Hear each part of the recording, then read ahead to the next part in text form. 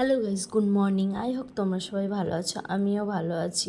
অনেক দিন পর আমার চ্যানেলে ভিডিও তোমরা দেখতে পাচ্ছ, কারণ অনেক দিন পর আমি ভিডিও দিচ্ছি, সেইভাবে দেয়া হয়নি। দেখো, ঘুম থেকে আমি উঠে পড়েছি, তারপরে আমার মেয়েকেও তুলছি। দেখো বিছানার অবস্থাটা দেখতেই পাচ্ছ। আর আজকে আমি চাদরটা চেঞ্জ করব, সেই জন্য আমি চাদরটা পাল্টিয়ে নিলাম। তোমাদের সঙ্গে অনেক দিন গল্প করিনি, অনেক দিন ভিডিওটাও দেওয়া হয়নি। এবার ভাবছি দেবো, কিন্তু আমার না টাইম হয়ে উঠছে না, সেই জন্য আর আমি দিতে পারছি না। যাই হোক, দেখতেই পাচ্ছ কাজকর্ম করে বাচ্চা সামলিয়ে মানে অনেকটাই টাফ হয়ে যায়। আর আজকে ছিল কি বলো তো, শ্রাবণ মাসের প্রথম সোমবার। আর আজকে কি কি করি তোমাদের সঙ্গে সব কিছু শেয়ার করব। তোমরা কিন্তু শেষ পর্যন্ত ভিডিওটা দেখতে থাকবে, কিন্তু স্কিপ করবে না, ঠিক আছে? কেটে কেটে কেউ দেখবে না। আর দেখো, আমি বিছানাটা গুছিয়ে নিচ্ছি। বিছানাটা গুছিয়ে দিয়ে আমি সব কিছু পুজোর জোগাড় করবো। আজকে আমার প্রচুর কাজ। তোমরা ভিডিওতে দেখো, সব কিছু তো দেখানো সম্ভব হয়নি, কারণ আমি সব কিছু দেখিয়ে উঠতে পারি না। কিছু কিছু কাজ তোমাদের সঙ্গে শেয়ার করছি। দেখো, বিছানাটা গুছিয়ে নিয়ে যে ঘরটা ঝাড়ু লাগিয়ে দিয়েছি, তারপরে আমি ঘরটা মুছে নিচ্ছি, কারণ আজকে বেশি কাজ রাখিনি। কালকে এই এক্সট্রা কাজগুলো আমি সব কিছু সেরে নিয়েছিলাম, কারণ আজকে আমি এখনও না খেয়ে তো উপোস, সেই জন্য আমি আর কিছু করতে পারিনি। আর দেখো, আমার মেয়েরা দেখো এসেছে, দুজনকে ব্রাশ করিয়ে দিয়েছি, ওদেরকে ফ্রেশ করানো হয়ে গেছে, কিন্তু এখনও খাওয়ানো হয়নি। ভাবলাম যে একটু পরে খাইয়ে দেবো, কারণ উঠেই দুধ খেয়েছিল, সেই জন্য কিছু খাওয়ানো হয়নি। আমি ভাবলাম জামা কাপড়গুলো ধুয়ে দিই, তারপর খাইয়ে দেবো। দেখো, আমাকে আমার মেয়ে কত হেল্প করছে এসে। ওরাও জামা কাপড় মেলার জন্য চলে এসেছে, দুজনে মিলে। এবার আমি গিয়ে খাইয়ে টাইয়ে আমার মেয়েদেরকে স্নান করিয়ে দিয়েছি। স্নান করিয়ে আমিও স্নান টান করে পুজোর জোগাড় করতে বসে পড়েছি। আর পুরো পুজোর ব্লগ মানে ভিডিওটা তোমাদের সঙ্গে শেয়ার করলাম না, কারণ আমি তো জানোই ভিডিও দিই, শর্ট ভিডিওতেই তোমরা সব কিছু পেয়ে যাবে, আমি কিভাবে পুজো করেছি। দেখো, স্নান করে কোনো রকম রেডি হয়ে পড়েছি, কারণ এখন আমার শরীরটা খুবই খারাপ, ডক্টর দেখাচ্ছি। সেই জন্য ডক্টর বলেছে মানে গ্যাসের প্রবলেম হচ্ছে, সেই জন্য আমাকে তাড়াতাড়ি খেয়ে নিতে বলেছে। দেখো, আমি সব কিছু আগের দিন আনিয়ে রেখেছিলাম, সেই জন্য আমার আজকে পুজো দিতে খুব একটা লেট হয়নি, 12টার মধ্যে হয়ে গেছে। দেখো, আমি সব কিছু রেডি করে নিয়েছি, 12টা মানে অনেকই।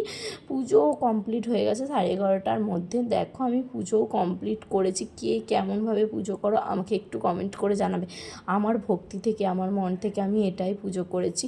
তারপর দেখো, আমি ঘেমে স্নান হয়ে গেছি, যেহেতু পাখা চালাইনি, সেই জন্য তোমাদেরকে দেখালাম। দেখো, আমি পুরো ঘেমে স্নান হয়ে গেছি। আর আমি তেমনভাবে কিছুই করিনি, কারণ তাড়াহুড়ো করে স্নান করেছি, সব কিছু রেডি করেছি। দেখো, আমার মেয়েকে এখন প্রসাদ খেতে দিয়েছি। আমার মেয়ে এখন দেখো বলছে, মাম্মাম তাপ দিয়ে দাও। আমি এখন প্রদীপের তাপ দিয়ে দিচ্ছি। ওদেরকে প্রতিদিনই দিই, তো সেই জন্য দিইনি, প্রসাদ দিয়ে দিয়েছি, সেই জন্য ওরা বলছে দিয়ে দাও। এবার বলছে তুমিও নাও, দেখো আমিও নেবো। যাই হোক, দেখো, আমার দুটো মেয়েকে নিয়েই জীবন। এখন আমার হাজব্যান্ড যেহেতু থাকে না এখানে, আমরা এখন দেশে আছি।